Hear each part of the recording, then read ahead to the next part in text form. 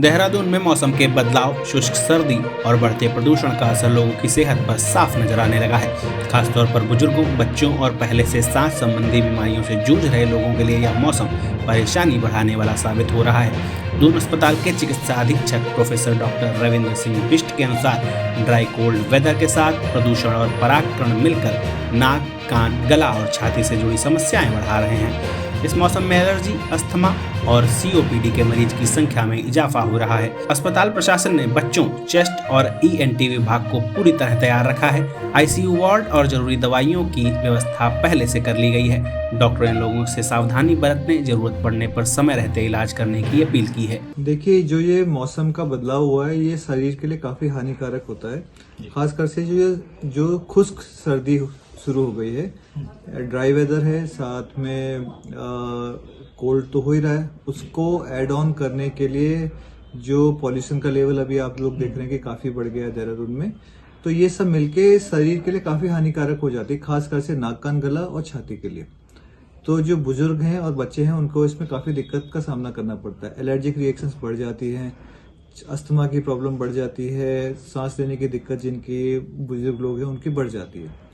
तो तैयारी हमारी इससे रिलेटेड ये है कि हमारे 3 डिपार्टमेंट मेनली इन्वॉल्व होते हैं। बच्चों का डिपार्टमेंट, चेस्ट वाले और ईएनटी। तो तीनों डिपार्टमेंट में सारे डॉक्टर्स पहले से भी तैयार रहते हैं इस सीजन के लिए, उनको पता होता है। जैसे बच्चे वाले हैं, उनके अपने आईसीयूज हैं, उन्होंने मेंटेन कर रखे हैं, वार्ड्स उनके दुरुस्त हैं। जो उनको दवाइयाँ चाहिए थी वो उन्होंने पहले से अपना ऑर्डर दे दिया था, हमने वो मंगा के उनको दे दिए। सिमिलरली ईएनटी में जो रिक्वायरमेंट होती है और जो चेस्ट वालों की होती है, उस हिसाब से पूरी कर दी गई है। अब आम जनमानस को मैं इस बारे में बताना चाहूंगा कि कुछ चीजों का प्रिकॉशन है जो बहुत सभी को रखना चाहिए, खासकर से इस ड्राई कोल्ड वेदर में। ये काफी हानिकारक हो जाती है।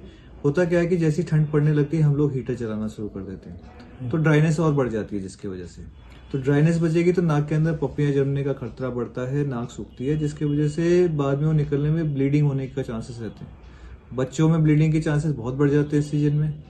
एडल्ट्स में तो बीपी बड़ा होने की वजह से साथ में ये ब्लीडिंग की दिक्कत आती है। तो ये परेशानी बच्चों में बहुत कॉमन होती है। दूसरा, एलर्जिक रिएक्शंस 2-3 कारणों से बढ़ जाती है।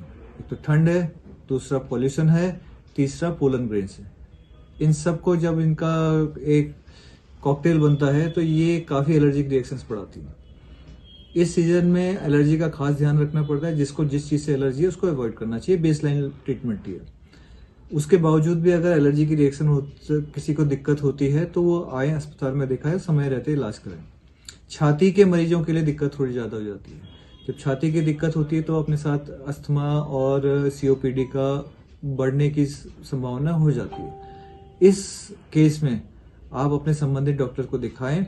दून अस्पताल में इन सभी चीजों से रिलेटेड डॉक्टर्स अवेलेबल है, राउंड द क्लॉक अवेलेबल है। आप आए, कोई भी दिक्कत होती है तो हम उसका समाधान करेंगे।